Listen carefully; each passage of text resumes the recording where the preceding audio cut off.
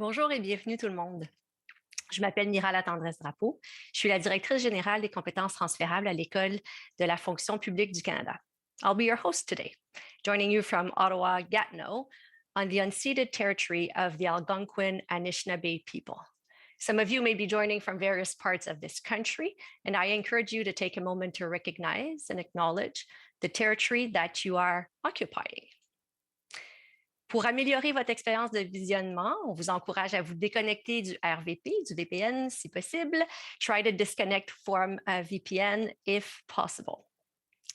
Please note that today's event is bilingual and that we have simultaneous interpretation and card services available to you in both official languages. You can refer to the reminder email that you received from the school, or you could visit the VExpo to learn how to access these features. So we'll be taking questions throughout the event via the Collaborate video platform. To submit the questions, click on the bubble icon. You can start now. You won't see your questions appear in the chat, but the moderator will be receiving them. We'll try to get to as many as time will permit today. Et évidemment, on vous encourage à participer dans la langue de votre choix. Donc, merci beaucoup d'être avec nous aujourd'hui en si grand nombre, on est vraiment nombreux, pour ce premier événement d'une série qu'on lance aujourd'hui, donc, sur le milieu de travail hybride. As so many departments and agencies are moving to a hybrid workplace environment, and also for those who may already have been working in a hybrid mode, the Canada School of Public Service is kicking off today this hybrid workplace series. So throughout this series, we'll hear from different speakers talking about the mindsets, the skill sets, and also the tool sets that can help us all, well, first, see what hybrid can look like from a Government of Canada perspective. Also better understand the power and the practice of hybrid so we can all better navigate this environment. And we'll also start exploring what the future of work may hold for us as public servants. So we do recognize that departments are all at different stages of implementing hybrid, and that although some of you have had experienced virtual or distributed work in the past, this widespread shift to hybrid is very new to a lot of us. And so collectively, organizationally, but also individually, we're experimenting, we're trying new things, we're trying to figure out what works best and in which context. But it's not always easy. Et comme vous le savez, à tous les jours, sur toutes les plateformes, on voit des nouveaux articles sur la question. Et ce qui apparaît de plus en plus clair, c'est que même si on la cherche très, très fort, il n'y a pas une seule ou une bonne façon de faire, une bonne réponse à cette question-là. Donc, le but de cette série d'événements ne sera pas tellement de chercher cette solution unique, mais plutôt une façon de garder un esprit ouvert, d'explorer les perspectives qui peuvent nous aider à naviguer la transition, à développer des compétences et à explorer les outils qui s'offrent à nous. Donc, c'est un environnement en constante évolution et c'est pourquoi les experts qui viendront nous parler dans le cadre de cette série vont l'aborder à travers certains angles précis qui sont ancrés dans leur expertise ou dans leur expérience propre. Today's event is a good example of this, as it will provide a snapshot of different hybrid work arrangements and the thinking behind new workplace models for public servants that are designed specifically to encourage flexibility, engagement, and productivity. So on that note, I'm now pleased to introduce Sonia Powell, Director General of Workplace Solutions at Public Services and Procurement Canada. Sonia Powell est la responsable du service du secteur des gestions des locaux et solutions en milieu de travail dans les services immobiliers depuis février 2016. Elle est responsable de la réalisation du programme annuel de travaux d'aménagement ainsi que de la modernisation du milieu de travail du gouvernement du Canada. Elle a reçu de nombreux prix pour son travail au sein de la collectivité des biens immobiliers. Elle est aussi présidente de l'Institut des biens immobiliers du Canada, du conseil d'administration de l'Institut, et elle a aussi été sur le conseil d'administration de l'Institut depuis 2015. Donc, beaucoup d'expérience là. Welcome, Sonia, and I'm giving the floor over to you. Okay, great. Thank you. Bonjour tout le monde. Good afternoon. Euh, et bienvenue. Je suis très heureuse d'être parmi vous aujourd'hui pour ouvrir cette première séance de la série Milieu de travail hybride. C'est quelque chose qui me tient vraiment à cœur.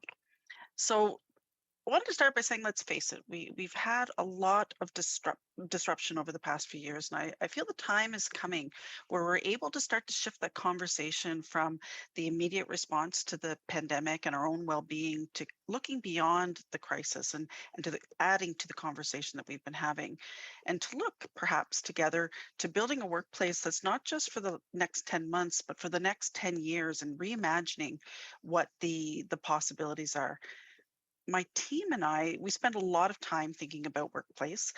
We research how space is used. And while our focus tends to be on the office, we do take our cues from what's going on around us.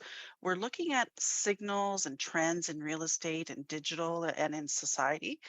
And we look at the public sector, the private sector from around the world. And I meet regularly with my counterparts at all levels of governments here in Canada and abroad, and we share. We also listen and we observe. So we're trying to leverage the best thinking that's in universities around the country. And of course, we're listening to feedback from our most important stakeholders, our users. That's you, public servants from across the country that are working in different departments, doing different jobs. So our big challenge is to design workplaces that help you do your jobs better, that are flexible to meet your various and changing needs, and are adaptable because how and where we work is changing dramatically. Donc, vous pouvez compter sur moi pour être candide, pour vous présenter les meilleures pratiques dans mon domaine d'expertise, tout en étant consciente qu'il reste énormément de travail pour amener l'ensemble de la fonction publique dans cette direction. I think the future of work is incredibly exciting. We're living it now. It's also bound to change. So, for the next few minutes, I'd like to share with you what Workplace can do for you and for all of us. Donc, prochaine diapo, s'il te plaît. The workplace that I imagine is not just one thing. It's not one size fits all, but it's also not random. It's intentional. It's inclusive by design. So, how can we make that work in a hybrid environment when the workforce that it needs to support is not always there in the workplace, when the workforce can work from anywhere? And at the same time, some operations can only be done in one place for a variety of reasons. One thing that we've heard from employees is that they want flexibility. They want options. They want to come together and work with their teams, but they want to also feel part of something, whether it's their team or the department, feel like they're contributing to something meaningful. And for some, they want routine or at least predictability. But one thing's for sure, that a single person's bias or personal preferences will not satisfy the needs of everyone. So, for my team, our response to this diversity of needs is to offer variety and choice. So, we're providing a range of options that together provide flexibility. Different work points mean you choose the work setting that works best for you or for your team as it happens. And different locations are going to provide different options. So, there may be ones that are closer to home or your schools or perhaps your clients or places where you might have an appointment. Donc, au lieu d'un seul et unique espace de travail, les employés ont accès à une variété d'espaces parmi un écosystème de travail. Chacun de ces espaces peut répondre à des besoins précis. Certains sont plus adaptés pour supporter le travail en groupe, d'autres pour le travail nécessitant la concentration individuelle dans des zones plus tranquilles, et encore d'autres sont dotés d'un équipement spécialisé. So these options that I'm talking about, they're not intended to be used all the time or all at once. And a flexible model adapts based on how often or how little employees actually use the space. And I think the pandemic provided a unique opportunity for departments and agencies to invest in digital, rethink their workplaces, experiment with new ways of working. But there's much more to do to modernize all of our office spaces across the country, and it's going to take many years. Therefore, investing heavily in modernization and flexible options like GC co-working to provide early access to modernized workplaces, like the ones you're seeing in the slide above here, is going to give participating departments access to these spaces right away. So that's definitely part of the solutions that we want to provide. Next slide, please. So I'm talking about things. What does it look like in government? À quoi ressemble ce modèle hybride au gouvernement du Canada?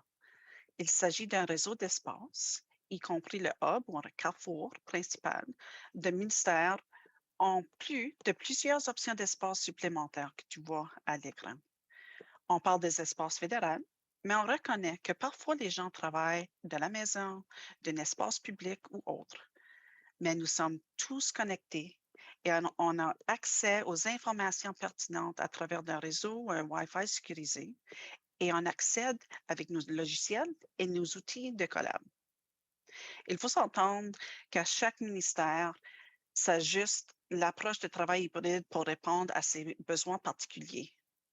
Certains avaient déjà commencé leur parcours de modernisation avant la pandémie. Ils ont une longueur d'avance, mais ils ont dû être précurseurs d'évoluer dans un environnement incertain. Other departments have opted to focus on other areas of their business and they're adapting and adjusting in other ways. They'll have the benefit of the experience of those who have gone before them to inform their workplace strategies. If you've heard me speak before, you've probably heard me say at one point or another, workplace transformation is a marathon, not a sprint. And part of making the whole ecosystem function is to allow for the fact that departments and employees are not all in the same place.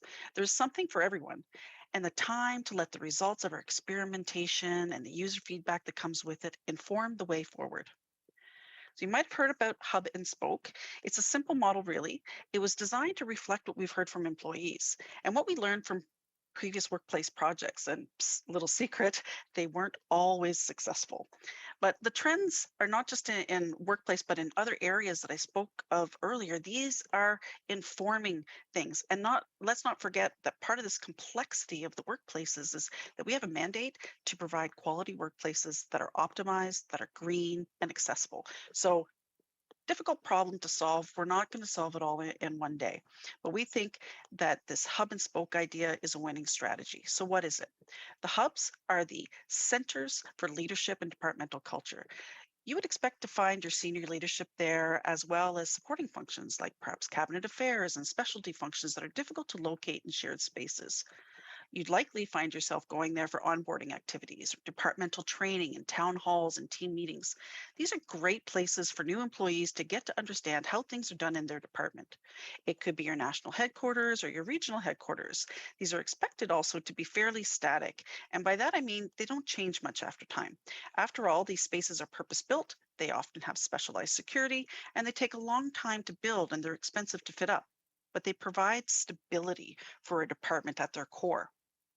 What the spokes do is provide you flexibility. These are what I refer to as sometime spaces. And just like a wheel, there are a lot more spokes than hubs. They're located anywhere across the country and they can take many forms. They're comprised of operational sites, alternative federal work sites like GC co-working, which are shared interdepartmental space. Hopefully some of you have used these in the past. And the spokes also provide additional office space to support the breadth of the workforce. If we can maybe go to the next slide. Parlant des avantages, l'objectif final est d'offrir un excellent milieu de travail pour permettre aux employés de mieux offrir des services aux Canadiens par le biais d'un portefeuille immobilier souple. These shared spaces provide agility. They can be built quickly, and PSBC is experimenting with new service delivery models to provide modernized workplaces faster. These include furniture first solutions like our workplace transformation projects, and some of our panelists are from departments that are leveraging these as a solution, and our brand new space as a service procurement vehicle that we're piloting in the NCA. So if you've heard of software as a service or cloud, well, we're seeing how that might apply to real property. So this innovation lens that we're applying to our business. Ensemble, le modèle de structure en étoile, dit Hub and Spoke, offre des options qui répondent aux besoins opérationnels des ministères, à la demande accrue de flexibilité de notre main-d'œuvre. Il offre également des options de milieu de travail modernisés pour les ministères qui ont des milieux de travail traditionnels et qui cherchent à tester des nouvelles approches. Another feature of the model is this ability to leverage a decentralized national workforce by having more smaller work sites and then providing even more flexibility by having multiple departments share a location. We're able to really focus our investments and allow us to stretch every dollar. For departments, they're able to access talent where talent is at without the need to bring folks into metropolitan areas that are traditionally associated with many headquarters functions. And this decentralization at the city level, the regional, and the national levels offers employees on flexibility on where to work. It also offers departments that flexibility on where to hire, accessing a more diverse workforce and enabling greater inclusivity. There's still work to be done on people management side to enable all this, but it's a trend that we see and that we hope continues. And when HR cracks that nut, our workplace strategy will be in place to enable it. Experimentation, management, leadership, open employee consultation, these things will enable departments to make data-driven, evidence-based decisions, guiding them to find the mix of spaces that meets their departmental needs and best fits their workforce. We're not approaching the existing portfolio from the perspective of what space do we have and how can we keep as much of it as possible, but instead we're looking at how much space do we need if we have a flexible mobile workforce, and where should it be located? How do we right size these hubs and spokes locations as part of this digitally enabled and connected network of spaces, the ecosystem I referred to? So when we use space efficiently and is aligned to how organizations and employees work is evolving, we start to see some secondary benefits emerging. There are some significant green savings. The greenest meter squared is the one you don't buy, which means we can afford to recapitalize and green the existing inventory, green our operations. And the important reduction in greenhouse gases that results from less commuting, from remote working, and offering federal work sites closer to home where greener options like cycling and walking are possible, they're substantial. And then from employees, we have choices on where and how to work, enabling us to make decisions that allow for a better work life balance, increasing engagement, job satisfaction, hopefully reducing staff turnover. These are often coupled with increased sentiments of well being from reduced stress and options for healthy choices. So it really is a package deal that we're talking about. Next slide. This is a bit of the how to. It sounds maybe a little bit like utopia, and how do we do that? I think that the gradual reintegration into the workplace provides some clues. With a little foresight and some planning, your return to the office can start to inform your future needs. We broke down the process into 6 steps, which you see here. They're quick to write down, but they do take time to work through. So, that's something we need to keep in mind. We have a guide that we've created and it's available to all departments on our GCPD page. So if you're interested in more details about this, I'd offer you to go and check it out. As part of this, we encourage teams to talk to each other, and we have facilitated connections to help share lessons learned and ideas and strategies. Les étapes semblent simples, mais il y a quelques facteurs clés de la réussite. La planification, le leadership de changement par la haute gestion et être à l'écoute des employés. As an employee, what can you expect? I think we should expect employee iteration and experimentation. I think I said earlier, there's no one size fits all. There's also no magic. It takes hard work. It really does.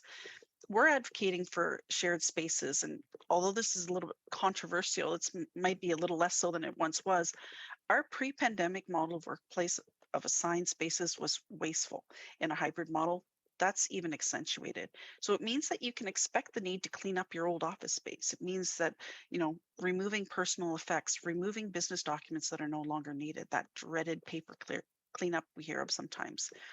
And you need to keep using the muscles that you've developed over the pandemic, learning new tools, new ways to connect and collaborate, and get better and better at being inclusive during your meetings. Try new things out. Try working asynchronously with colleagues and see how you can be efficient even when you're not in the same room together. Part of this national workforce is saying there are times when we can all come together and times when we can't. So let's experiment with the fact that we're not always in the same room together. Share your experiences with experimentation, good or bad, so that others can learn from them. I think we also need to be mindful of how we express things because that really matters. And finally, have an open mind. Your colleagues are working really hard to find solutions to a complex problem. They are working with your interests in mind, and they're trying to balance the operational needs of your department. They are likely trying to find some new things like gathering data, planning for new ways to serve the occupational health and safety functions like floor wardens and first aiders. They're probably trying to figure out a bunch of IT things like ensuring you have enough bandwidth, updating boardroom technology, and new things like space booking tools. Donc, chaque ministère doit examiner leurs espaces, culture et la technologie en vue d'adopter un modèle de travail hybride. Posez des questions. Soyez chercheurs, soyez ouverts et partagez vos expériences. Let's start. Take the first step and try it. That's part of coming up with a solution together. Next slide, please.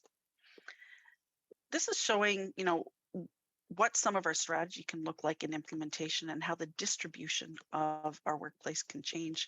Our allies in some of the national public services around the world have started to decentralize, and I think it provides tremendous opportunities, but there's no formalized announcement in the Government of Canada. But we do see the trend of recruiting across the country continuing. And if we can work remotely, is there still a need to hire locally, or can a distributed national workforce be envisioned? So these are some of the big questions of the future, and I think our strategy can adjust because the hub and spoke model is adaptable to these changing needs. It's responsive to it. A first step at Boulder, I think, would be to create a GC co-working site in every federal building. This would allow us to allow use of that asset by any department in locations where they don't necessarily have a presence yet. Employees in these areas could drop into federal workplaces and have an office environment when they need it, including access to equipment or tools. And to go broader, PSPC offers this matchmaking program that connects departments needing space with other departments who have extra. It's a way to start small with spaces you already have and see if there's any barriers like security, connecting to a network, booking a workstation, this kind of thing that needs to be resolved. So we continue to test and pilot ideas. We also recognize that good ideas are sometimes ahead of their time. So we don't always introduce things right away, even when we have really good experiences with them. Next slide. These are a little bit aspirational comments, I think. Rêvons un peu plus grand pour un moment, à un futur possible. Par exemple, comment devrions-nous contribuer à la stratégie de 15 minutes que plusieurs grandes villes, donc Ottawa, Paris, essaient de mettre en place? Cette stratégie vise à ce que l'ensemble des services aux citoyens, privés et publics, soient disponibles à moins de 15 minutes des résidences. Une approche de quartier, si on veut. Une fonction publique non plus dans la capitale nationale ou représentée par un tour de béton sans visage, mais présente dans chaque communauté, employant des membres de chaque communauté, reflétant la diversité des expériences, des perspectives et des communautés. Creating this one GC experience going even beyond simply federal spaces, the possibility of collaboration with all levels of government. Imagine co-working sites where any public servant, whether they're municipal, territorial, provincial, federal, First Nation, can collaborate and work together in their communities. Service centers where you can file for a building permit, a provincial license, and your federal passport in a single location. These are things that we're envisioning and imagining in a future government that can work for Canadians within their own communities. Prochaine diapo. So this is a quote that I really hold near and dear to my heart. I think that we're in an exciting moment for the public service. We have an opportunity not only to influence, but change how we work, improve how we serve and represent Canadians. And now's the time to experiment with the hybrid model, to collect feedback from our employees, act, and make the workplace about the future of work for Canadians. And this is what this session is all about. Donc, c'est avec plaisir que je vous souhaite la bienvenue encore à cette première séance de la série Milieu de travail hybride. Et vous allez entendre des leaders avant-gardistes et vous aurez l'occasion de participer, partager vos idées et de poser vos questions. Donc, merci beaucoup pour avoir eu l'opportunité de partager mes idées avec vous. Ben, c'est un plaisir de vous avoir avec nous, Sonia. Et encore une fois, merci beaucoup. Ce que vous avez dit, c'est vraiment un excellent rappel que Notre milieu de travail, c'est à la fois un espace, mais aussi une culture et aussi une technologie. So today we'll focus more on the space, but of course, these two elements are really intrinsically linked. And so we'll explore all of that. I also appreciated the call that you made for all of us to kind of keep an open mind and really start imagining together what the future of the public service can look like. So we're now going to move on to the next part of our event where we're going to have additional guests joining us. So we have three wonderful panelists today. And Sonia, of course, you are welcome to participate in the panel discussion. So it's my pleasure to first introduce Supriya Edwards. Supriya is the Director General of the Workforce and Workplace Branch at Statistics Canada. She's also their Chief Human Resources Officer and Chief Security Officer. And for the past 20 years, she's worked in various roles that focused on people management, on labor relations, on values and ethics. Welcome, Supriya. Deuxième panéliste, Simon Gascon. Simon travaille à Services publics et approvisionnement Canada. C'est le directeur principal de la stratégie du milieu de travail et du design intérieur. Simon est un gestionnaire principal depuis une dizaine d'années et il se spécialise dans l'aide aux organisations qui font face à des transformations majeures. Bienvenue, Simon. Finally, Heather Wright. Heather is the Senior Manager of Strategic Accommodations at Shared Services Canada. She's been leading workplace modernization for this department since 2017. And she's passionate about workplace transformation and change management. So Sonia, Supriya, Simon, Heather will be happy to answer your questions as they come. As I said before, you can submit your questions using the bubble icon. We already have a few that we're going to try to go through. Maybe we can start with one that I may ask to Heather. So, returning to the office has been quite an experience. Most of us have been through it. And we know that it can create some stress, some anxiety. Even some people have felt a little bit of frustration. What would you say to employees who haven't yet experienced an hybrid workforce model and that are a little bit maybe anxious to return to the workplace? Yeah, so that's a great question. So I think hybrid, as Sonia mentioned, it's a new concept for all of us, right? So just as employees are feeling a little bit anxious, as too are the people that are kind of responsible for putting all of these new measures in place. So I would encourage all of us to keep an open mind when it comes to the hybrid work model and the return to workplace. So employees, I think at this point in time, are going through a full range of emotions, just as they did in March 2020. We were suddenly asked to work from home, and it was a little bit of a shock. Well, now as we prepare to return to the workplace, we're kind of going through those same emotions again. So it was uncomfortable for a bit, but with time, we started to adapt and adjust, and we got used to this new working arrangement. So now as we prepare to return to the office in a hybrid way, there's obviously lots of questions, and that's normal, just as there was lots of questions in March 2020. We've never done this work arrangement before. We're very much used to in-office work pre-pandemic, and then we adapted over the last 2.5 years to this remote working way of working. And now we're looking to embark on a mix of both in-office and remote. So again, a change. So what I would say to public servants would be to encourage employees to embrace this opportunity. It's not often that public service gets a chance to be part of such a large-scale transformation initiative. I would say go into the office, test things out, like Sonia was saying, ask questions, join meetings, join meetings remotely when you have a mix of on-site and remote participants, see what works, see what doesn't, and make sure you're giving us that feedback. Help us establish what works and where the challenges may lie so that we can then take that feedback and kind of weave it into the new workplace model that we're trying to work towards. This feedback will help guide the workplace of the future, and this is one that you're being given the opportunity to help shape right now, which I think is pretty neat. Yes, well, absolutely. And talking about kind of, experimenting and trying new things, one of the things that I saw a lot is different types of zones for different types of work on office floors. Also, unassigned desks, different closed rooms for people who want to make calls, etc. So it feels like there's a lot of novelty, a lot of change, can sometimes be a little bit kind of disorienting.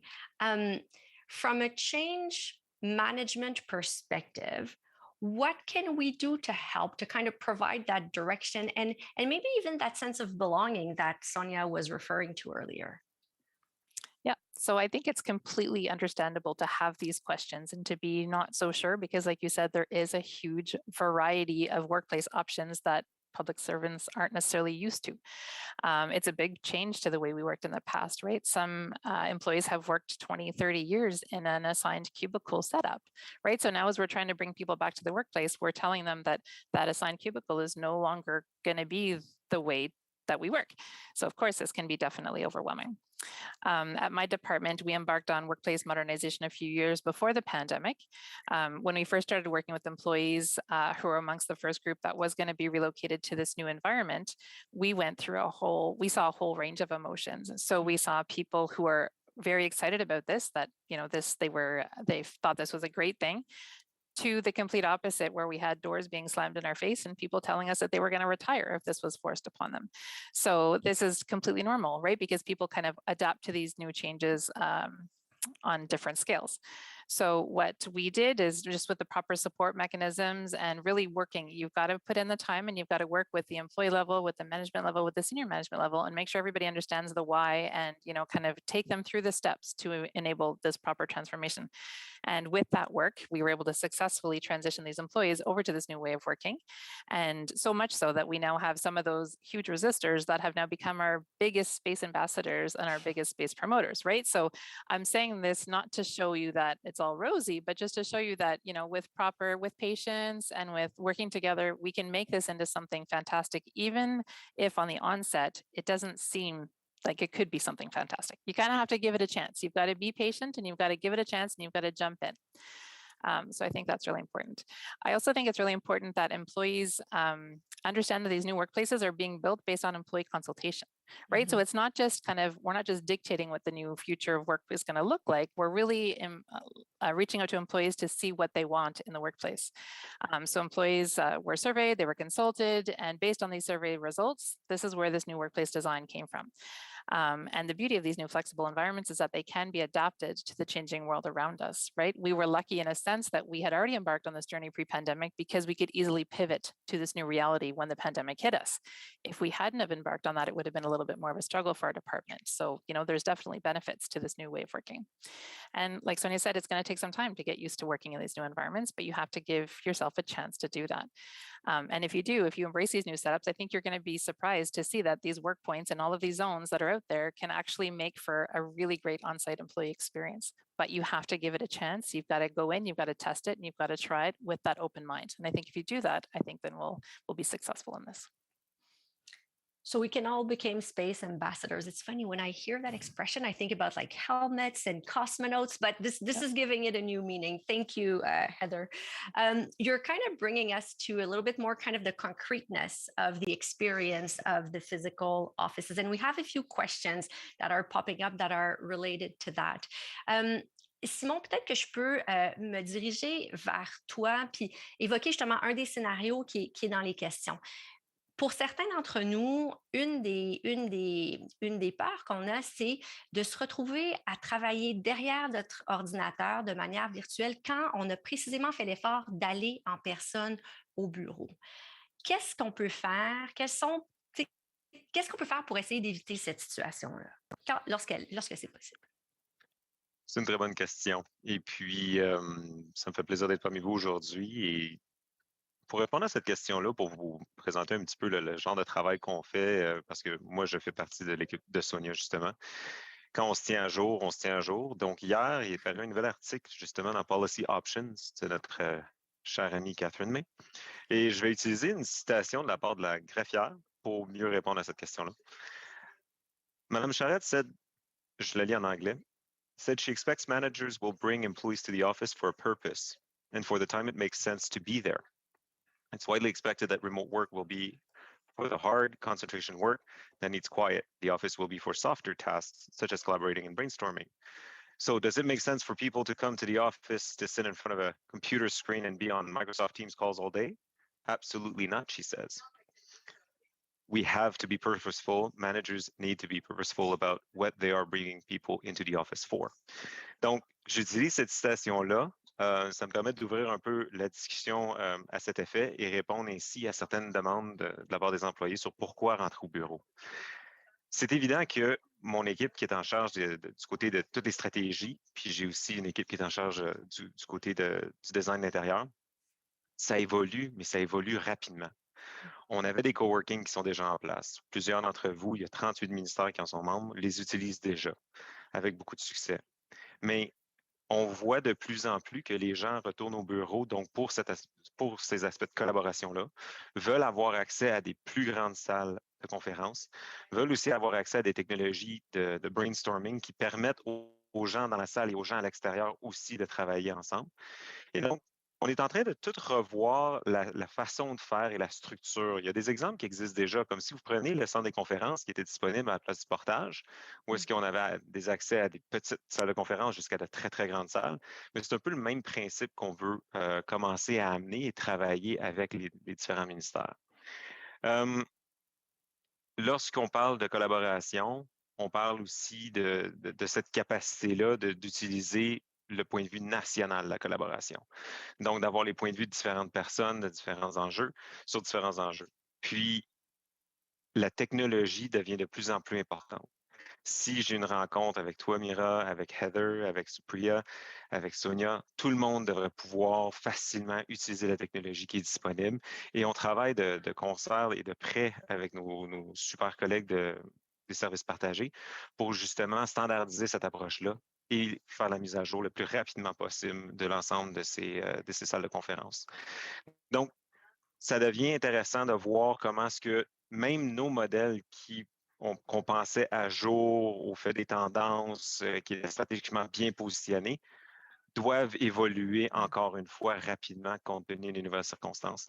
Et puis, j'aimerais revenir un peu sur ce que Heather disait parce que on est vraiment dans une phase transformationnelle. Ouais. Et puis moi, pour ceux qui me connaissent ou si vous m'avez vu parler dans d'autres contextes, vous savez que j'aime beaucoup les sports.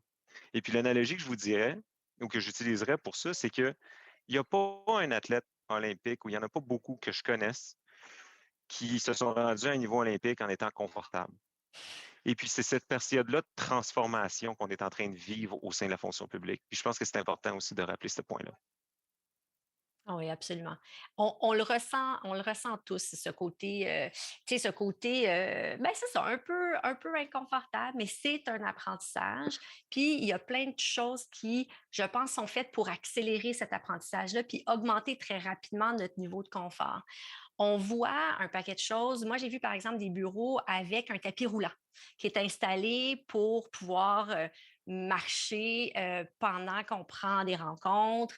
On a des questions sur le côté santé et bien-être. Est-ce qu'on a des espaces santé et bien-être qui peuvent être intégrés à ces nouveaux modèles-là?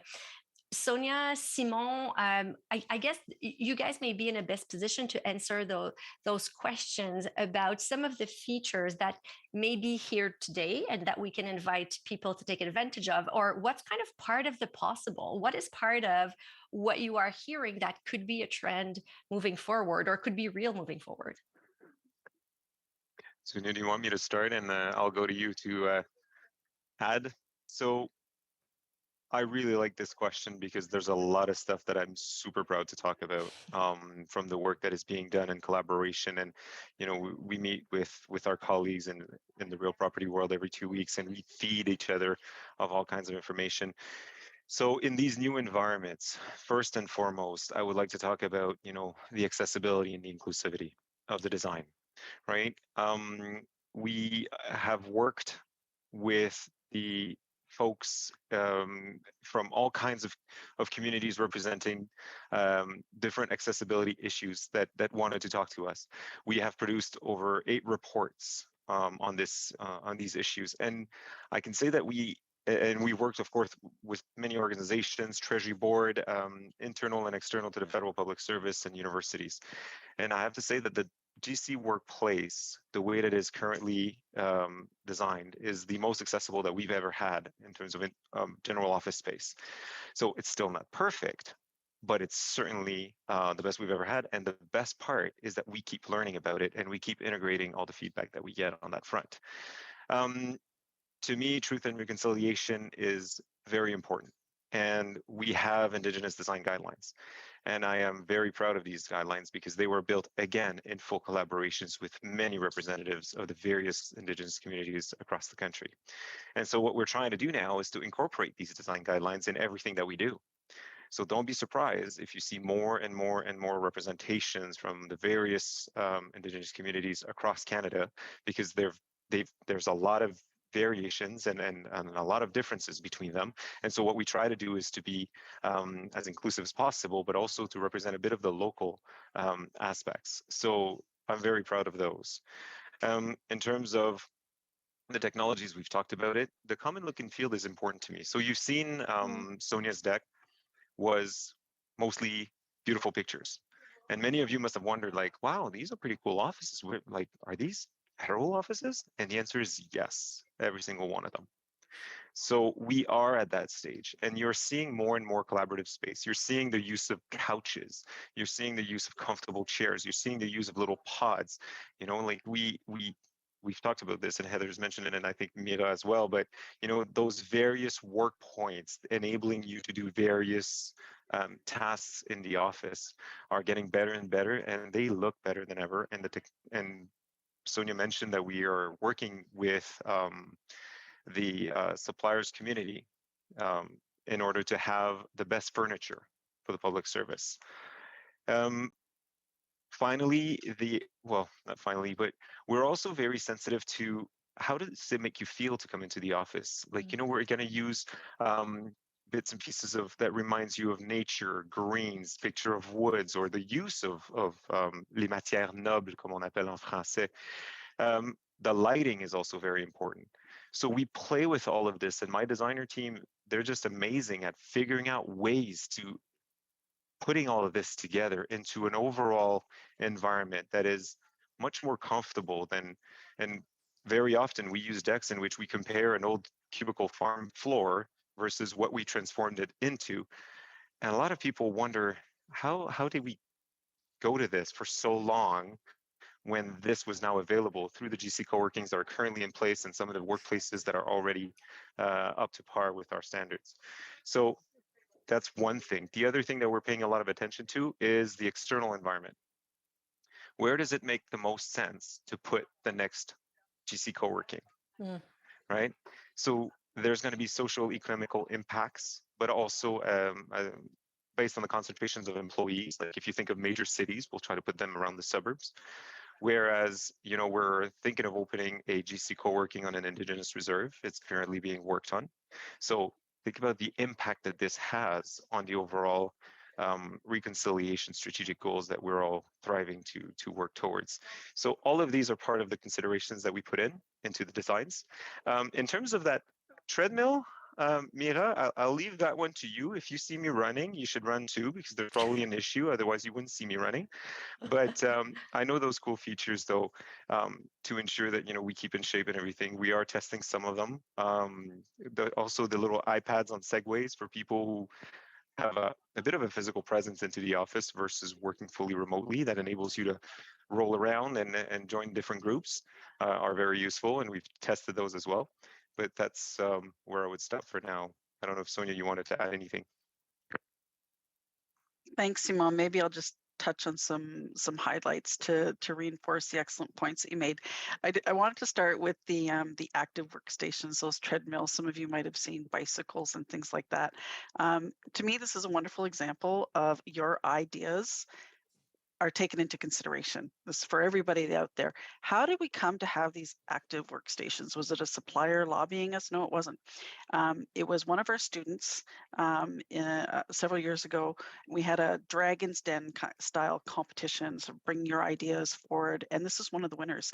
And so that is what drove us to have this pilot program where we were implementing them. And they were met with mixed success. Some groups really loved them. Some used them a lot at the beginning and not so much after. So it's one of these things that we're saying, we're listening to the great ideas. We try them out. We see in what context that they work. So I love that was the example that was brought forward. Couple of things that I maybe just reiterate. This whole idea of new work points, whether it's an active workstation or something else, one of the things that we're trying to design more of is this idea of multi-purpose. So one setting to be able to be used in different ways, whether that is a kitchen space that can also be a temporary or for a short period of time work point for people. I happen to be one of those people that love to work in the kitchen cafes. It's where the buzz is. That's kind of my ideal work environment with a cup of coffee, of course. But these can also host, team meetings and town halls and things like that. They've often got screens on there. So multi-purpose, a quiet room that could also be a meeting room, that could also serve for religious purposes or something like that. So not custom built that way. This whole variety to meet our objectives on accessibility, reconciliation, awareness, that kind of thing. I also wanted to touch upon new products, like we're testing things out like phone booths. You might have seen these little individual places where you can pop in for a quick call. They come in different sizes, different layouts, these pods that Simon referred to, but also things like we're testing different boardroom chairs. So we're all familiar with those ones that have you seated straight up and you're sort of lean forward in this, conversation kind of setting. We also have some that are more laid back, more like soft upholstery kind of setting, and that gives a bit of a different vibe to the conversation, mixed with lower tables, and it allows you just to have sort of more engaged in a conversation as opposed to some of these other boardroom settings. So we're testing these things. The type of furniture that you use really does influence your behavior in these things. And then the last thing I'll say is we're working with suppliers to have greener products, things that have reduced plastics and meet some of our green objectives.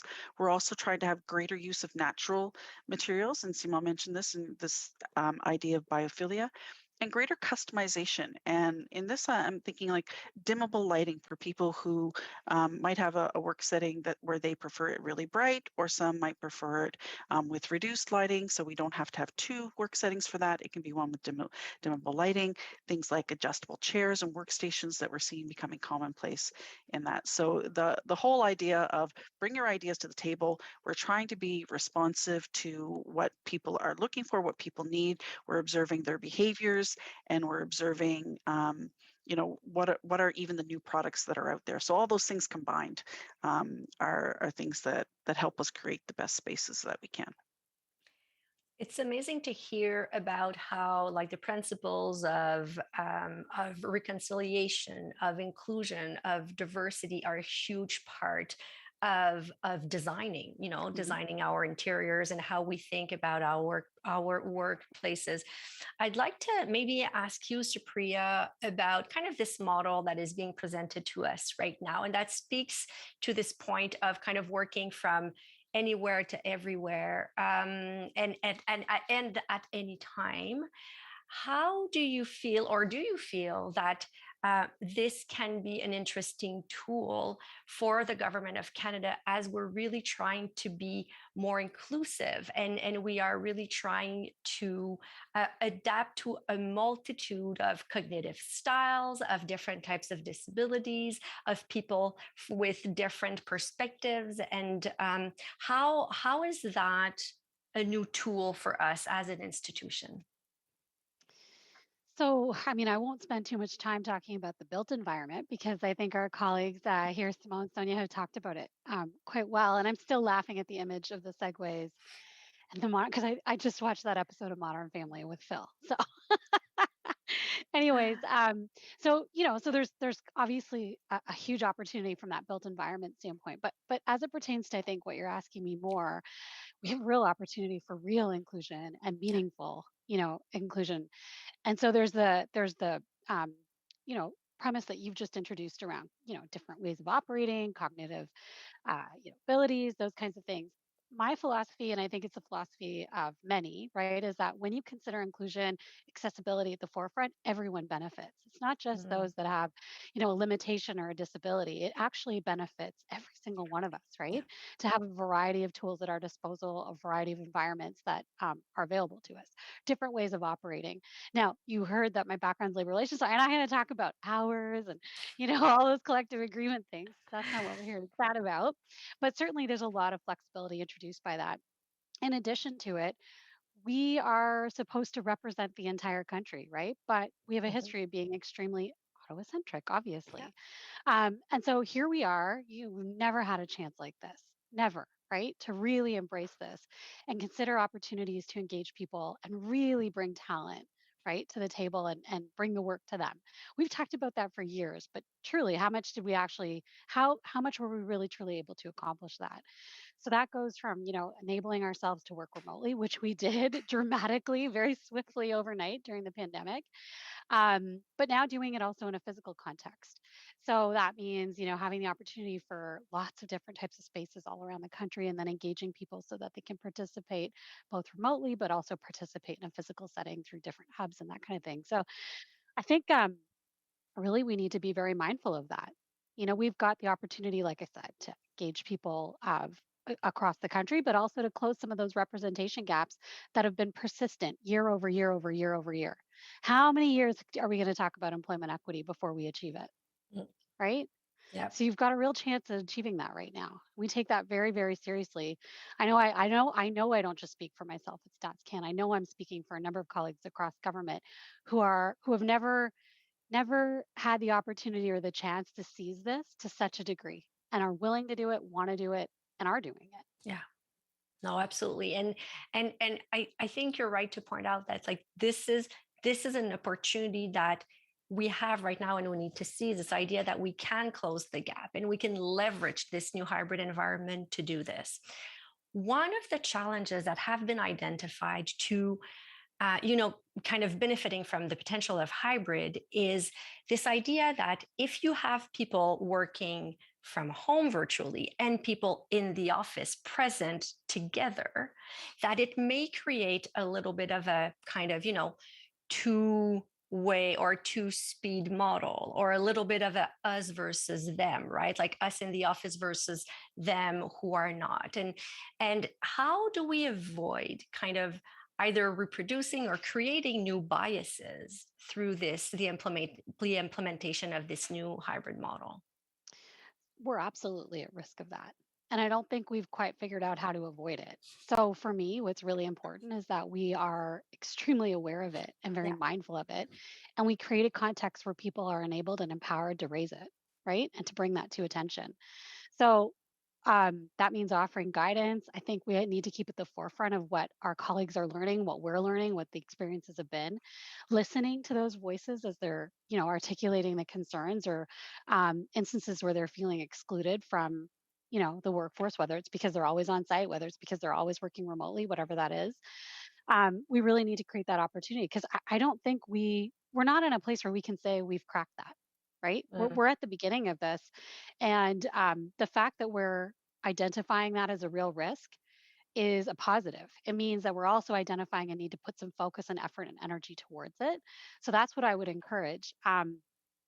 In particular at StatsCan, what we're doing is we've put a lot of effort into developing a measurement strategy, and that measurement strategy includes specific opportunities to seek engagement and collaboration and input and feedback from our workforce, and doing that in a confidential way, in a transparent way, in an open setting, all types of ways, and then hopefully, looking at those findings, looking at those results, creating some personas, trying to understand the demographics of our workforce and how this is impacting them, right? So are there certain pockets of our organization that are experiencing a different bit of a different culture, one that we weren't intending, and one that's perhaps negative? What do we do to rectify that? That could be people who are always working remotely because of where we've hired them or the type of yeah. work they do.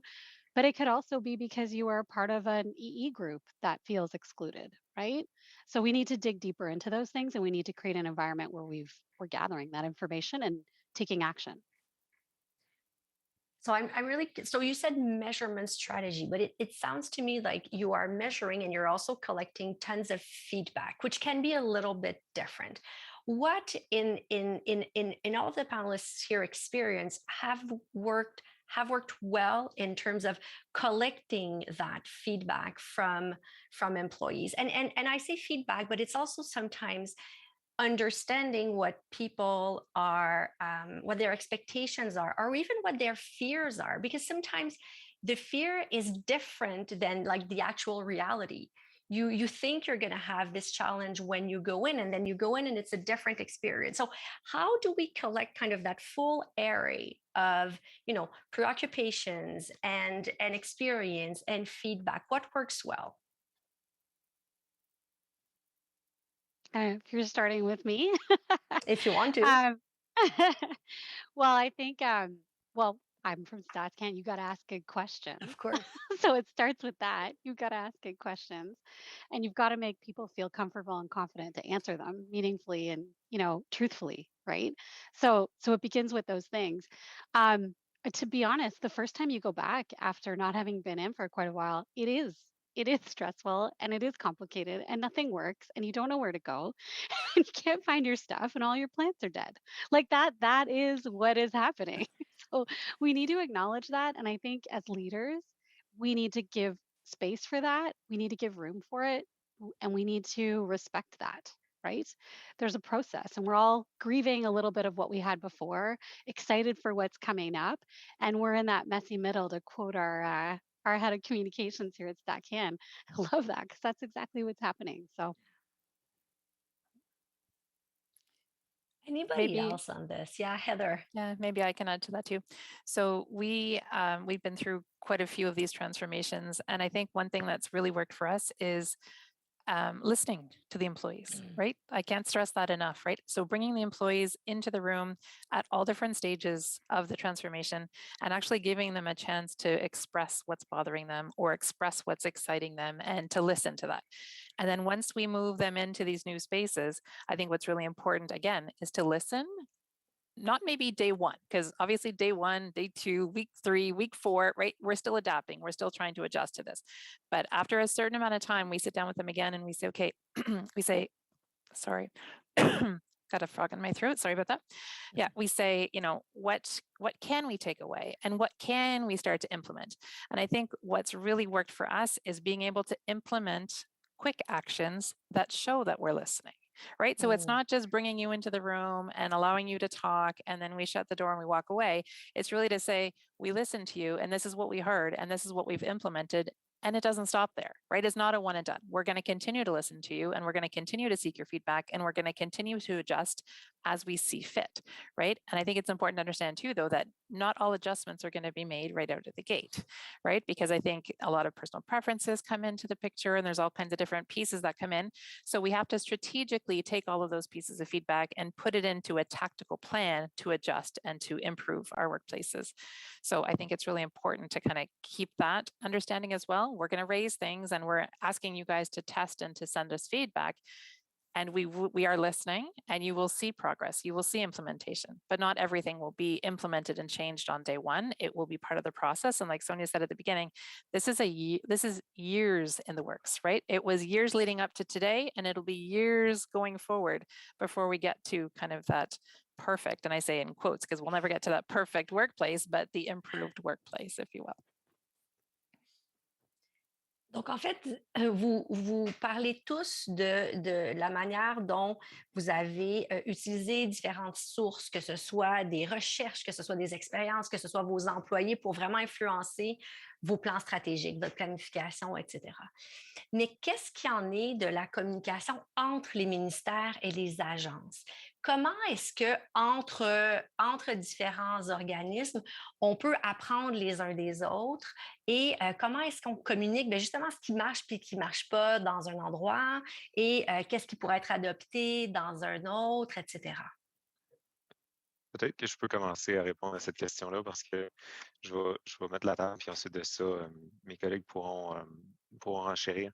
La première des choses, c'est que le travail ne commence pas avec la mise en œuvre. Donc, on ne commence pas à tester ou à regarder ou à... faut que vous sachiez, puis je pense que c'est important que tout le monde sur la ligne sache que tout ce qu'on vous propose aujourd'hui, ça n'a pas été pensé, moi puis Sonia, un jeudi avec un verre de vin, puis on a dit, oh, on va essayer ça. Ce sont des meilleures pratiques. Ce sont des meilleures pratiques au niveau national, au niveau international. Il y a certains pays qui nous devancent un peu dans la mise en œuvre. On peut penser à l'Angleterre, par exemple, où est-ce qu'on s'abreuve beaucoup de l'information qu'ils ont parce qu'ils ont à peu près, je vous dirais, un 6 à 12 mois d'avance sur la mise en œuvre. Ensuite de ça, une fois qu'on regarde ces meilleures pratiques-là, on les étudie de fond en comble et lorsqu'on est prêt à faire un move, donc lorsqu'on est prêt à l'essayer, ben on l'essaye, tout simplement. C'est le bon mot. On l'essaye. Puis, on a de fabuleux collègues à travers PSPC, ou SPAC en français, dont entre autres André Guy et Richard. Puis, on va tester ces produits-là sur nos employés à l'intérieur de notre ministère. On va recevoir l'information, etc. Une fois qu'on a cette information-là, on la communique. Et on la communique de façon beaucoup plus large. Donc, quand on sait qu'on a une bonne approche, comme par exemple tout ce qui est GC Workplace, à chaque fois qu'on faisait une mise à jour d'un milieu de travail, il y avait un sondage pré-utilisation et un sondage post-utilisation. Et je peux vous garantir que dans la vaste majorité des cas, au-dessus de 97 les gens étaient satisfaits avec le nouveau milieu de travail. Et puis donc, ça aussi faisait partie de l'arsenal de données qu'on utilise encore aujourd'hui pour aller de l'avant. Donc, comment est-ce qu'on partage ces données-là? Il y a énormément d'efforts interministériels qui se passent en ce moment. On peut penser à l'Agence du revenu qui ont un sondage annuel qui est absolument fantastique avec une tonne d'informations. Je peux penser aussi au travail qui a été fait par le Chief Data Officer, le chef des données du ministère de l'Emploi et du Développement social, avec qui on travaille en étroite collaboration avec les gens de StatsCan et avec d'autres ministères aussi qui se joignent à nous pour avoir une stratégie de données qui soit horizontalement bien alignée pour qu'on puisse comparer des pommes avec des pommes. Il y a le bureau du dirigeant principal des ressources humaines aussi qui a mis sur pied une initiative en demandant à l'ensemble des ministères de répondre à un sondage, de retourner le tout pour que justement ils puissent essayer de tirer des conclusions horizontales par rapport à tous les efforts que les ministères font. Donc, il y a énormément d'efforts qui se fait à cet effet-là. Il ne faut pas oublier l'implication de nos collègues représentants syndicaux. Dans tout ça, on les consulte abondamment. Ils ont énormément de feedback pour nous. En tout cas, de notre côté, c'est une source intarissable de nouvelles informations qu'on utilise énormément. Fait que, basé sur ce qui se fait au niveau municipal, provincial, national et international, on met tout ça ensemble, puis c'est là qu'on propose ces stratégies-là pour aller de l'avant au sein du gouvernement. Et Simon, tu parlais du JC Working, là, vraiment vos locaux spécifiques. On a des questions peut-être un peu plus détaillées là-dessus. Par exemple, il y a des gens qui nous demandent est-ce que les heures sont flexibles? Donc, les GC Coworking, généralement, sont ouverts un petit peu plus longtemps sont accessibles un petit peu plus longtemps que les heures de bureau normales. Il faudrait que je revérifie les heures, mais je pense que c'est 6 à 6, si je ne me trompe pas, ou 7 à 6 pour permettre aux gens, justement, d'avoir un plus grand accès. Mais en termes de travail, je ne suis pas sûr, la question, c'était juste par rapport à ça, j'ai-tu déjà répondu?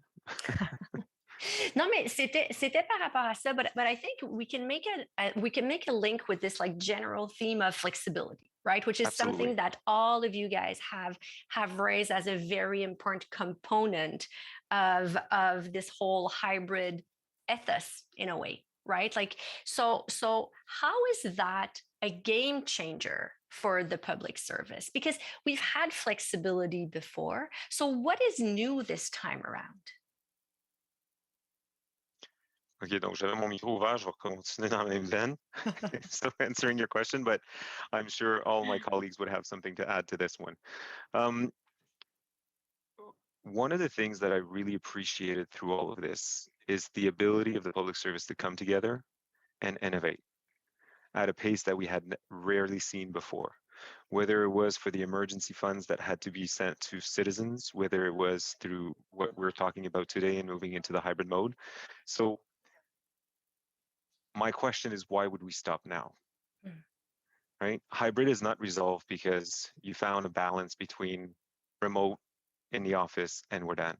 I think hybrid is more than this, and we're seeing it, and we're seeing it across the globe. You've heard, various countries testing 4 days a week. You've heard, companies saying there's no more core working hours. Like everybody are testing various models moving forward, and to me, hybrid it becomes a bit of, you know, this experimentation that we're leveraging.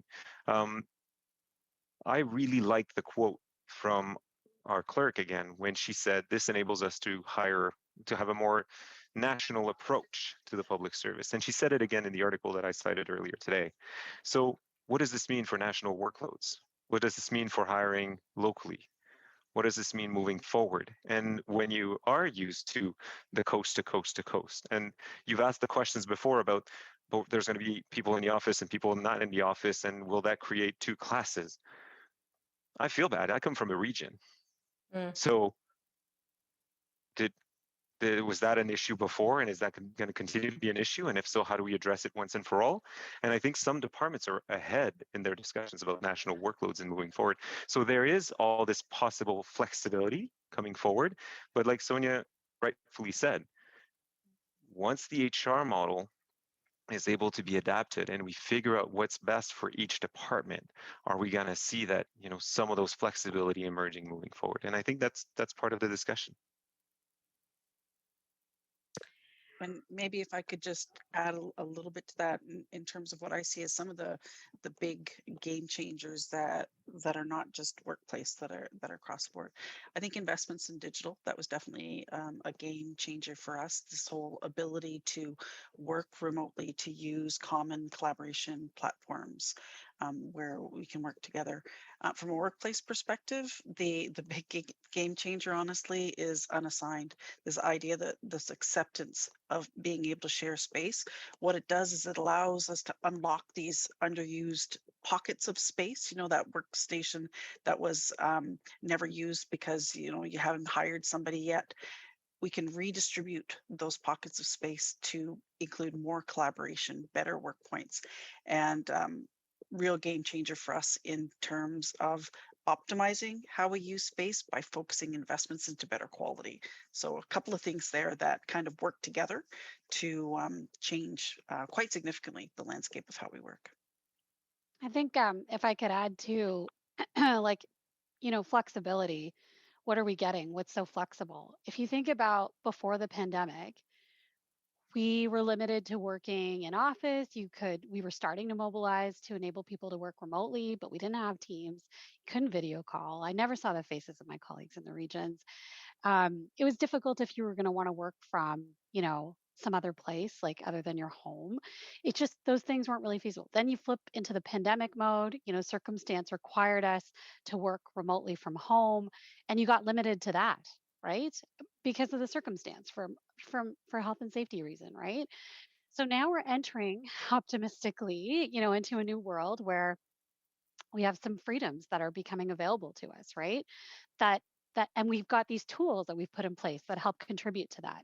So from a flexibility standpoint, the government of Canada has articulated it very clearly. Hybrid is the way we're going. What does that mean though? What's that proportion of in office, home? How do you participate together, not have these two tracks of employees and all that? All those things are still issues we need to grapple with and work out, and that's what this experimentation is all about. But the flexibility is there in that, okay, now you can go in an office, you can work from home. Perhaps you're looking after a family member, in another province in the country, and you need to go there for a week, and you're going to be able to work remotely from there. Those opportunities were not as available to us before, right?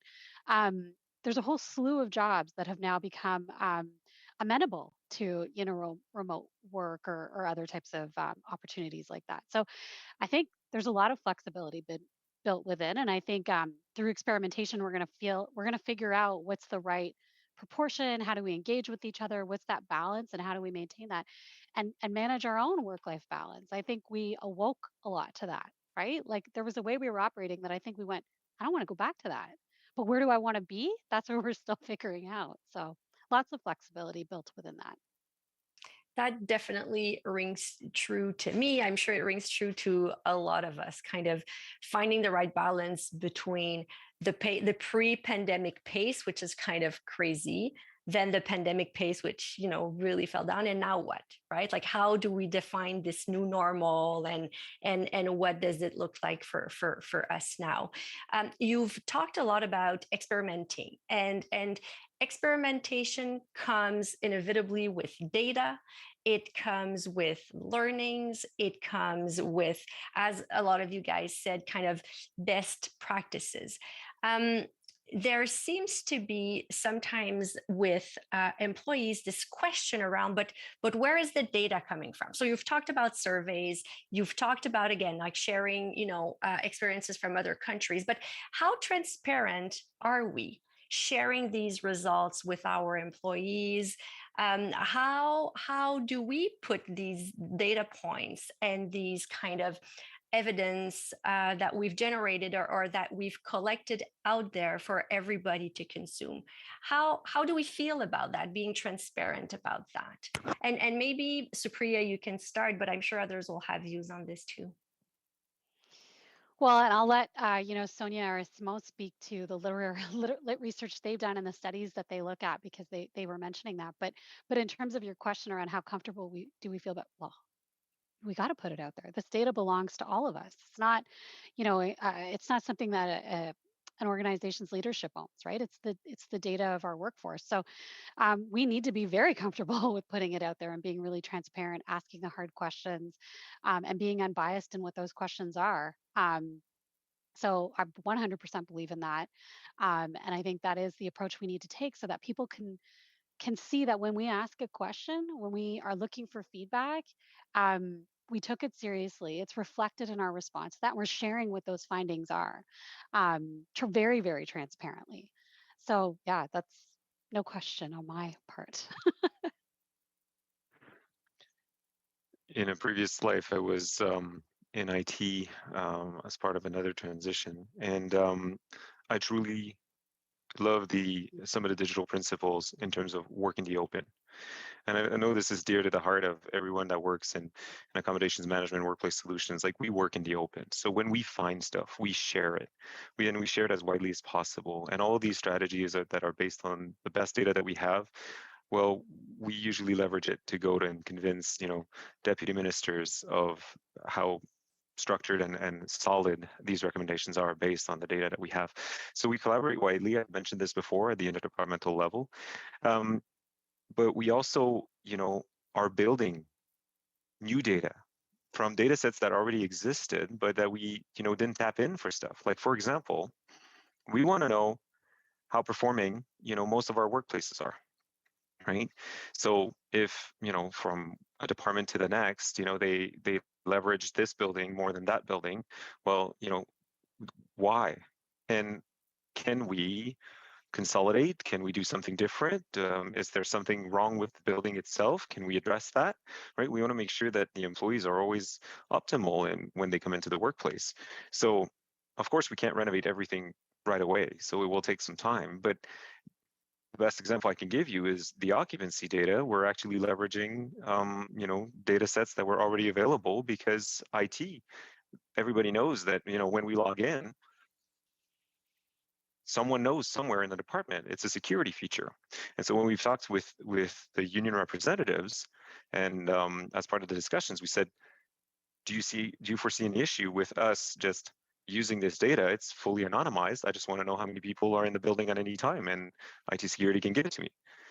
And the unions actually said, you know what? That's a very good recommendation, because it's a data set that already exists. All of our members are already aware that when they log in, there's a trace. So we don't foresee any issue. So we're leveraging and tapping into data sets that already exist, but we're using it for various purposes now and sharing it more widely. So I think that's also a very important point in moving forward. And the reliability of the data in this world with social media, where you can find a data set to convince you of everything else that you didn't want to be convinced of, is very important. And so we're very careful with it. And I guess if I could just maybe add one thought or thought and a half, One is about when you're working out in the open, you're going to get unexpected results. And I think that we have to acknowledge the fact that not everything is successful, and be prepared for when things aren't working, the insights that you're getting from that data to act upon it. Heather, you talked about that, engaging people, but it's engaging people, it's all sorts of information that we're going to have. And if it's not working, you have to stop doing it and adapt and adjust. If it is working, you need to scale it up. That you hear the idea of fail fast, scale fast. I really believe in that. But you're sometimes when you're working out in the open, you're going to be faced with situations that you didn't expect. You're going to get results that you didn't expect, and you're going to have to explain those results. And that's been one of our challenges in trying to make sure that we don't dismiss the opposing view, right? All views and all perspectives are important to inform the best solution. And so I wanted to make sure that I said that, because it's something that we've been very deliberate about over the years, is considering that variety of perspectives. Now I'm a bit curious about, and I'm going to take you somewhere slightly different. I'm a bit curious about some of the things that you may have tested that did not work. Because you said it yourself, Sonia, right? Like experimentation is about testing what works and what doesn't, scale what works and stop doing what doesn't. So do you guys have examples of either, tools or approaches or anything that you thought would work well and that did not end up, getting the success you were expecting, and then you kind of had to change direction? So maybe I can start. One of the things that was an early workplace solution that we thought, we knew right away that going to an unassigned work environment was going to help us save space. And in the early days, we were really thinking about from the space perspective, not the broader perspective. So we thought, well, what if we just took off everybody's names off the workstation and just, put more people in the same space? That's it. Don't change the technology. Don't. And it was a colossal failure. So one, it didn't meet, it met one of our objectives, saving space. It met none of the employee outcomes that we were looking for. People didn't really understand how to work in these environments. So we said, okay, we need to adjust our solutions for that. Back in the day, for anybody who was around in workplace solutions and was the unfortunate recipient of some of these solutions, we would call them workplace light. And so they were a never again. If we're going to be moving to these, you have to provide a benefit, right? You have to improve something in the situation. It can't be. So that was one of the things, definitely. I saw a smile go on Simon's face, so I'm sure that he's got some other examples of things that were less than successful. The treadmill work point, Mira, I knew it. wasn't so successful, I have to say. You know what, though? What's interesting is how we're innovating and, testing new things. And yes, like Sonia said, there's stuff that will work, some stuff that will not work, and we need to adapt and address it head on. But there's a few things as well from the previous era, pre-pandemic, that I don't think could have kept on going for very long. We started getting better and better data on occupancy level.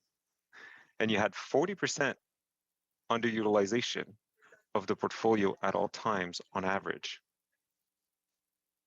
At the billions of dollars that this portfolio costs us, you can imagine how much money this represents. And so increasing the efficiency of portfolio usage has been put on fast track because of the post-pandemic, trying to anticipate what will be the movement of the masses in terms of employees coming into the office or versus employees working from home, and the leveraging of these networks of offices and through the hub and spoke model.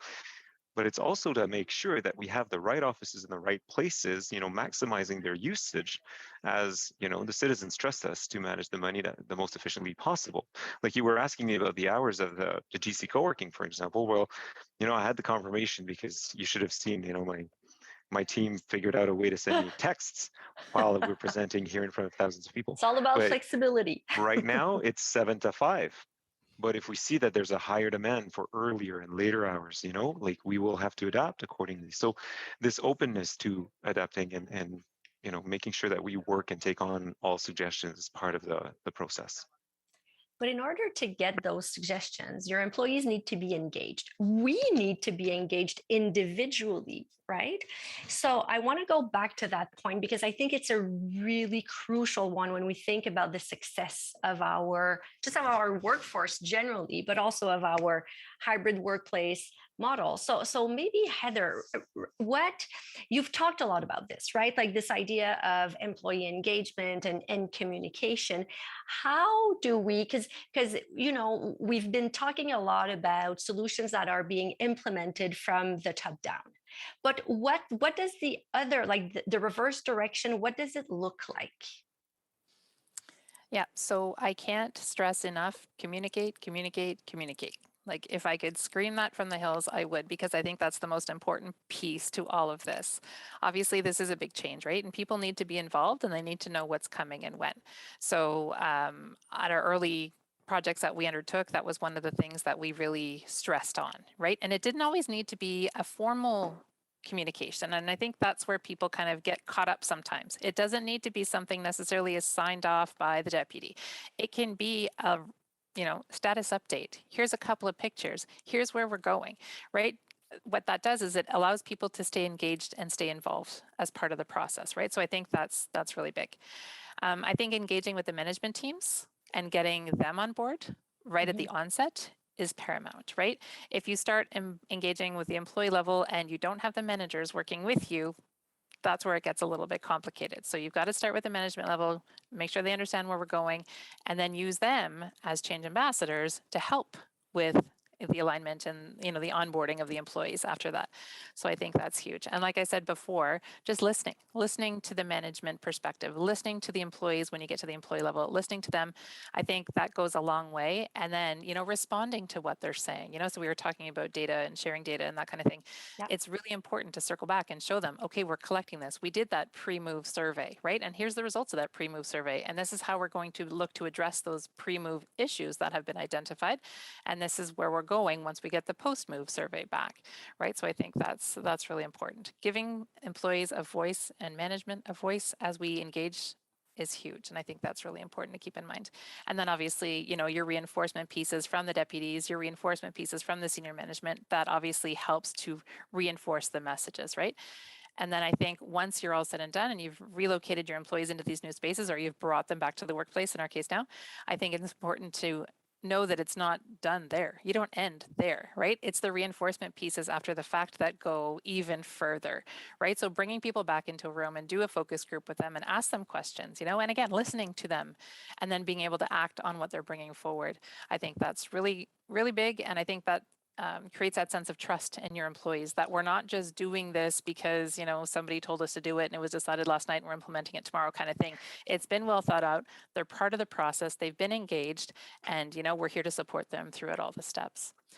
I'd just like to take a moment too to maybe highlight that there's a Change Management Center of Expertise within PSPC that my team leans heavily on. They've created all kinds of wonderful guides and tools and all kinds of mechanisms that we've taken and tailored to our department. So I encourage all other departments to kind of check that out. They've got a wonderful GCpedia site. So to take that and to really lean on them, because it's not their first time going through these types of projects, right? So lean on their expertise. You don't have to start from ground zero. Other departments have been through it before, so lean on them. They're there to help and support, and they've been a fantastic resource for us.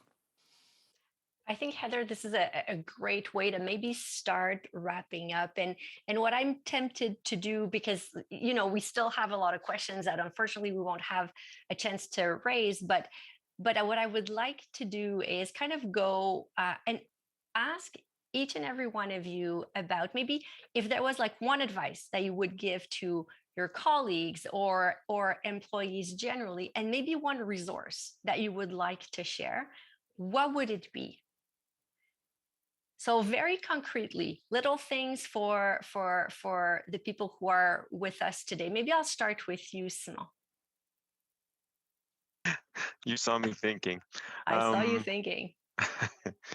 In these times of change, one of the things is to not be afraid to try new things. I know it sounds very corny, and we've said that so many times before, but experimenting in the ability to, let me be more specific, recruit the best talent nationally.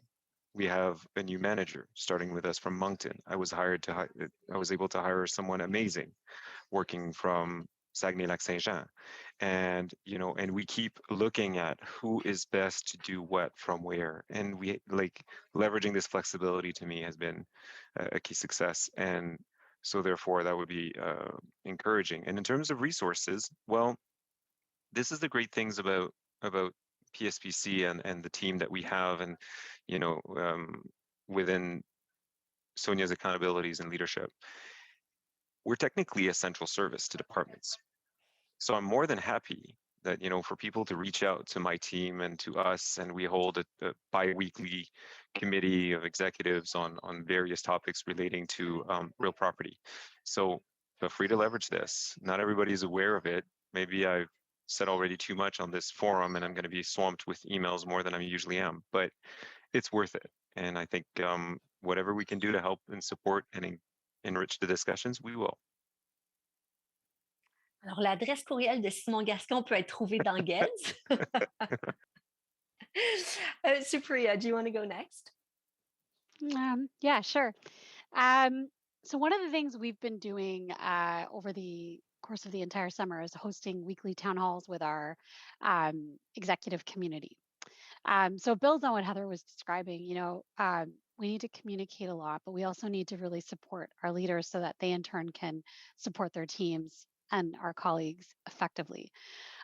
These weekly town halls have been good for venting.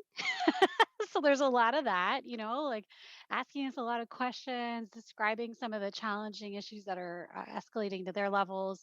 So it's been a really, really great opportunity for people to share those frustrations, and for us to really learn from them. I didn't realize to what I knew these were important things and we were working on solutions, but the degree to which lockers and parking, come up is tremendous. And it just tells you like these basic sort of things are the types of things that people need to not worry about, right? They don't want to worry about. They need solutions in place so that they can focus on the work they need to do and everything else they got to get done in that day. So and that's just like an example of something that was coming up, time over time. But having those weekly sessions with them has been really, really effective in that. My hope is that we're enabling one another to be effective, and from a leadership standpoint, that it's an opportunity to engage and it's an opportunity to bring those frustrations to the forefront so we can deal with them in a really transparent and effective way. From a resource standpoint. The Canadian Innovation Center for Mental Health in the Workplace out of ISET has been um, really, really, really Tremendous effective and very, resource. Yeah. tremendous resource. And I couldn't sort of promote it more. There's so many, they're always at the forefront of, initiatives and sort of issues of the day and ways to support colleagues through these things. So that's a really effective resource. And that's on top of all the resources that Smo and Sonia and their teams offer us as well from a change management standpoint. So I would refer people there. Heather.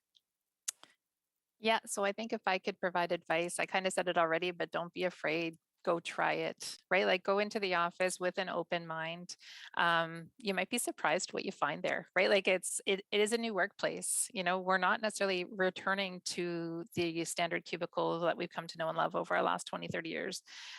It is a little bit different, right? So give it a try with an open mind and see what happens. Get involved in the conversation, be part of the info sessions, be part of the focus groups that are established for your teams, be part of the solution, right? Because it's really easy to sit back and say how negative things might be, but if you're involved, then you have an opportunity to guide and to help create that workplace of the future. So I can't stress that enough. And I think the workplace or the resource I would recommend is really the GCP, the PSPC GCpedia page on GC Workplace and GC Co-working. And I'm not just saying that, nobody paid me to say that because I know I've got colleagues from PSPC on the line, but really it's my team. So I'm a client perspective of PSPC and we use that on the daily, right? So they've already established the resources that teams need to go through all of the different steps as you prepare for these workplace transformation projects. So go and have a look through. It's filled of all kinds of different information. It's constantly being updated. So I would encourage people to take a look there and maybe just jump in, have fun with it. Have fun with it. I love that one, Heather. Sonia, we started with you. Do you want to close with a few quick words? Yeah, just real quick, the disadvantage of being last is that your predecessors say all the stuff you were going to say. In terms of advice, the thing I might add is, take a small step. It's a different step for everybody, but take one step, one thing that you can do a little bit differently. And it doesn't have to be something big. It can be something very small. And just understand what's going to work for you. And we all have a different context. In terms of resources, I'm really a big fan of talking it out. As Priya said about venting, and I'm all about that. So visit the communities of practice. There's lots of them out there, whether they're parts, PSPC, my team, Simon's team, have a lot of them, interdepartmental working groups that are there and are available. Just talking to your peers and learning from people who've already experienced it, and being frank with people about the things that are really great, the things that were a bit of a struggle, and things that were maybe not so great initially and turned out to be really good once you got used to it. Like this whole idea of and also then doing your research. Listen to the experts. Whether there's that wealth of information on GCpedia that people can refer to, and I'd caution online sources. Just like you. It's a little dangerous going online for your medical advice. It's the same thing for your workplace advice. You're going to find a lot of, whatever scenario you want, there's going to be somebody who's advocating for that. But being part of the solution means being informed and talking it out. So that would be my advice on resources. So thanks so much for a wonderful session. Non, merci beaucoup à vous, Sonia.